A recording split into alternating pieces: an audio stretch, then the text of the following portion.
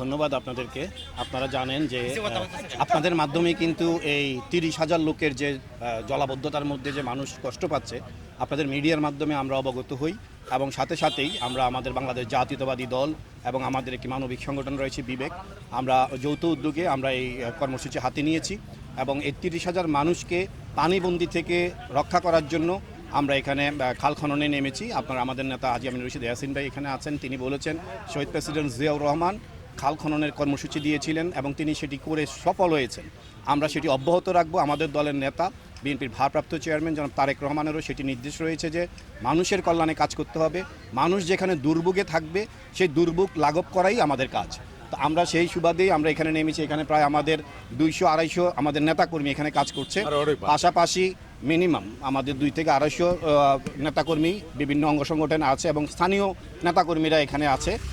পাশাপাশি আমাদের কিছু অভিজ্ঞ লেবারও আমরা এখানে কাজে লাগিয়েছি।